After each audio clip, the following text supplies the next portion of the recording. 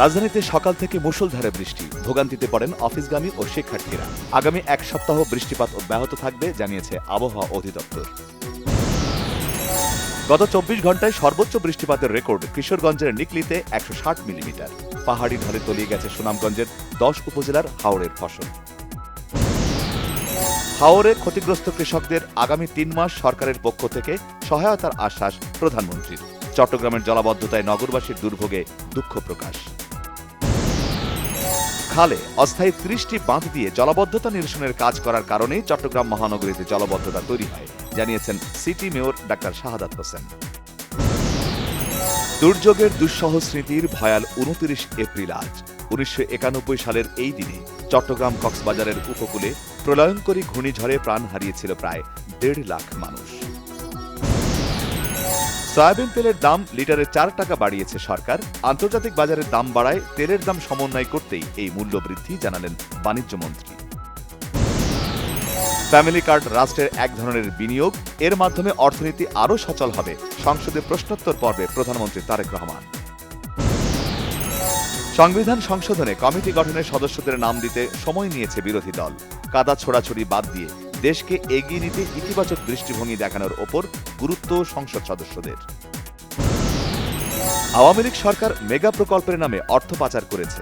BNP সে পথে হাঁটবে না বলেছেন অর্থমন্ত্রী আমির খসরু মাহমুদ চৌধুরী। বাণিজ্যমন্ত্রী খন্দকার আব্দুল মুক্তাদির বলেছেন, 2 অঙ্কের সুদের হারে ঋণ নিয়ে পোশাক খাত সহ কোনো শিল্পেরই টিকে থাকা সম্ভব নয়। সুদের হার 1 অঙ্কে নামিয়ে আনা হবে। বিকেএমইএ সভাপতি মোহাম্মদ হাতেম বলেছেন, বাংলাদেশের এলডিসি-ভুক্তি তৈরি পোশাক শিল্পের জন্য আগুনে ঝাঁপ দেবার শামিল। এলডিসি-ভুক্ত পেছানোর সিদ্ধান্তে সরকারকে ধন্যবাদ জানান তিনি। সংরক্ষিত মহিলা আসনের 49 জন বিজয়ী প্রার্থীর নাম আগামীকাল গেজেটে প্রকাশ করবে নির্বাচন কমিশন, জানিয়েছেন রিটার্নিং কর্মকর্তা মোহাম্মদ মঈনুদ্দিন খান। এখনো হাম আক্রান্ত হয়ে হাসপাতালে ভর্তি হচ্ছে অনেক শিশু। মফস্বল হয়ে রাজধানী হাসপাতাল ঘুরে চিকিৎসার ব্যয় সামলাতে হিমশিম খাচ্ছে অনেক পরিবার। জুলাই থেকে প্রাথমিক বিদ্যালয়ের শিক্ষার্থীদের জন্য বিনামূল্যে স্কুল ড্রেস, জুতা ও পাটের তৈরি ব্যাগ বিতরণ শুরু হবে। প্রাথমিকভাবে দেয়া হবে প্রতিটি উপজেলার 2টি করে শিক্ষা প্রতিষ্ঠানে। সুপ্রিম কোর্ট আইনজীবী সমিতি নির্বাচনে সাধারণ আইনজীবী ও জুলাই যোদ্ধাদের দাবির প্রেক্ষিতে আওয়ামীপন্থী আইনজীবীদের নির্বাচন করতে দেয়া হচ্ছে না, জানিয়েছেন বিএনপির নবনির্বাচিত আইন সম্পাদক ব্যারিস্টার বদরুদ্দোজা বাদল। মার্কিন নৌ অবরোধ অবিলম্বে তুলে নিতে ইরান অনুরোধ করেছে। দাবি মার্কিন প্রেসিডেন্ট ডোনাল্ড ট্রাম্পের। যুদ্ধ সহসা শেষ হওয়ার সম্ভাবনা দেখছে না ইরানের সশস্ত্র বাহিনী। বৃষ্টিতে পরিত্যক্ত বাংলাদেশ নিউজিল্যান্ড দ্বিতীয় টি-20। চট্টগ্রামের বীরশ্রেষ্ঠ মতিউর রহমান স্টেডিয়ামে হওয়ার কথা থাকলেও নির্দিষ্ট সময়ের পর ম্যাচ পরিত্যক্ত ঘোষণা করেন আম্পায়াররা। নতুন কুড়ি স্পোর্টসের জন্য 1,60,779 জন শিক্ষার্থী নিবন্ধিত হয়েছে।